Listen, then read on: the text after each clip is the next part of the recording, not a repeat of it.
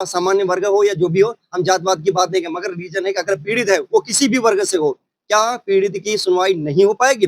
जनपद उन्नाव में एक ऐसा मामला आया जहाँ पर एक डंपर चालक, जो जात का होता है ना कि ऐसी ऐसी जात पे है, उसको वहाँ के जो खनन करने वाले हैं, उन्होंने इतना मारा-पीटा कि वो बेचारा असमर्थ हो गया। वहाँ से किसी तरह से अपनी जान बचाकर आया और आने के बाद उसने प्रार्थना पत्र दिया सदर कोतवाली में, मगर अभी तक कार्रवाई नहीं। मेरे साथ अभी जो डंपर चालक है, मैं उससे बात करता हूँ। क्या घटना थी? कैसे क्या हुआ?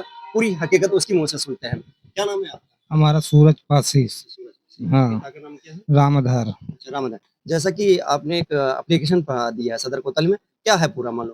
मामला पूरा ये हम वहाँ खड़े थे खदान में, चुतिया तारा खदान, मिट्टी वाली खदान में। किसका तो चल रहा था खदान? मोनू अवस्थी का। क्या हाँ। हुआ? हुआ दरअसल 4-5 घंटे से खड़े थे, हमारी गाड़ी लोड नहीं होती, तो हम जेसीबी ऑपरेटर छोटू के पास गए। हुँ। छोटू के पास गए तो छोटू से कहा भैया हमारी गाड़ी लोड कर, तो हमें प्रयास भी छोटू लगे। कौन है? जेसीबी ऑपरेटर है। हाँ। तो गाड़ी नहीं लोड की, वो करने लगा कि अपने मालिक से फोन करवा दो तो हम अपनी गाड़ी लोड करा देंगे तुम्हारी। तो मालिक ने हमारे फोन करके जो भी बात की हो, गाली गलौज हो, कुछ भी किया हो, वो वहां से जेसीबी लेके चला गया। जेसीबी लेके चला गया, वो उसके बाद 10-15 मिनट बाद आया तो वो मुनीम जितेंद्र मुनीम को लेके आया और 2-4 लड़के भी साथ में थे। आया और न पूछा न जांचा हम लोगों से और मारने लगा, इतना मारा कि हम अभी तक चल नहीं अच्छा, पाए। उसमें किसको किसको जानते हैं भाई नाम से, भाई फेस से? किसी को जानते हो उसमें? हाँ, जितेंद्र सोमकर को भी जानते हैं। छोटू मशीन लेके गया था जेसीबी ऑपरेटर, उसी जेसीबी में बैठा के लाए थे, 4-5 लड़के थे। हाँ। मतलब किससे मारा? लाठी डंडों से किससे मारा? लाठी डंडों से मारा है अच्छा, हमको। तो वहाँ पे मतलब कोई बातचीत नहीं या किसी कहने पे मारा? वो फोन पे लेके, उनका फोन आया मोनू अवस्थी का। हाँ, जो पहले तुम्हारा कस के, फिर मोनू अवस्थी को लाइन पे फोन पे स्पीकर पे लेके। पहले आपको मारा, मारने के बाद तब मोनू अवस्थी को फ़ोन किया। हाँ, तब मोनू अवस्थी ने फोन किया, करने लगा इनको साले को इतना मारिए जब तक हमको सुना ही न पड़े। मोनू अवस्थी ने कहा कि जब इतना मारो, जब तक इसकी आवाज़ हमारे फ़ोन पे ना सुनाई पड़े स्पीकर पे। हाँ हाँ, तब तक फिर क्या हुआ? एप्लीकेशन दिया, अभी तक की कोई सुनवाई नहीं हुई अभी है। तक कोई सुनवाई नहीं। हाँ। मतलब पुलिस ने कोई सुनवाई नहीं किया। अभी तक कितनी देर हो गई एप्लीकेशन दिए हुए? एप्लीकेशन आज तीसरा दिन है।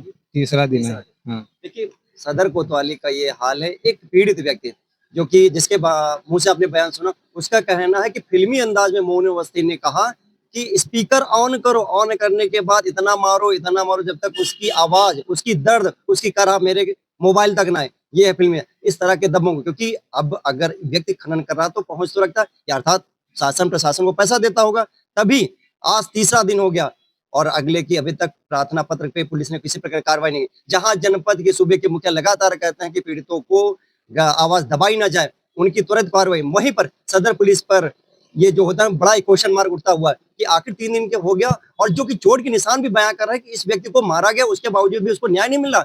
इस तरह से न्याय का गला क्यों दबाया? मैं आपको चोट के निशान दिखाऊं, आपके अपने चोट के निशान दिखे कहाँ कहाँ मारा आपने, ये देख लीजिए। ये पूरी जो काली से लाल से काला हो चुका है, इस तरह से इन दरिंदों ने मारा हुआ है। क्या शासन को या पुलिस प्रशासन को इन चोटें नहीं दिखती हैं? क्या प्रशासन ने पूरी अपनी आँखें बंद, आप कमर पे भी देख लीजिए, इसके कमर पे भी ये देख किस तरह से चोटों के निशान, ये चोट चोट है। कोई आदमी अपने हाथों से चोट नहीं पहुँचाएगा, मारा गया है। मगर यहाँ पे सदर के जो कोतवाली प्रभारी हैं, इस पीड़ित व्यक्ति के जो भी हो, हम जात-पात की बात नहीं करें, मगर रीज़न है कि अगर पीड़ित है, वो किसी भी वर्ग से हो, क्या पीड़ित की सुनवाई नहीं हो पाएगी? अब ऐसे में देखते हैं कि पुलिस अधीक्षक जयप्रकाश जी किस तरह से इस व्यक्ति की सुनवाई करते हैं, किस तरह से इसको न्याय मिलता है।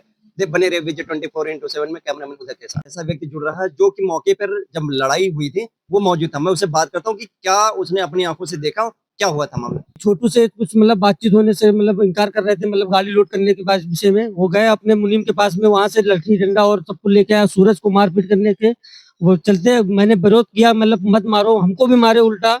उसके बाद में मारने के बाद में मोनू अवस्थी का फोन आया खनन माफिया का, बोले कि मतलब इतना मारो मादरचोदों को, कम से कम हमारे कानों में आवाज आनी चाहिए, ना मारो तो इनको यहीं पे तोप दो गाड़ के। ये बात मोनू अवस्थी ने बोला। सबने बोला, फोन पे लगा के थप्पड़ मारा, डंडे से मारा। मतलब वही प्रकरण जो उसने बताया सूरज ने कि जब इतना मारो कि उसकी मतलब आवाज मेरे फोन तक आनी चाहिए, ऐसे बोल रहे हैं। जी। अच्छा, फिर उसके बाद क्या हुआ? इसके बाद में उसने फिर कान में फोन लगा के हमारे थप्पड़ मारा, सूरज को भी मारा। जैसा कि मौके वारदात पे एक व्यक्ति और भी मौजूद था, उसने भी वही चीजें बताई जो सूरज पर भी थी। सूरज को तो मारा ही मारा, साथ में जो व्यक्ति बचाने गया उसको भी मारा पीटा। अब ऐसे में 3 दिन तक कोतवाली में प्रार्थना पत्र रखा और कार्यवाही शून्य है। अब ऐसे में देखते हैं कि 2 युवक गवाह भी है और चोटों के निशान भी बताते हुए कि नहीं, उस व्यक्ति के साथ जो भी हुआ बहुत गलत। एक तो मजदूर जो अपने जीवन को पालने के लिए, अपने परिवार को जीवन यापन पाने के लिए डंपर चालक है, और वहां पर दबंगों के इतने हौसले बुलंद है कि उन्होंने इस निर्ममता और कहते हैं ना कि बेरहमी से मारा पीटा कि पूरी पीठ और पैर लहूलुहान पड़े हुए हैं।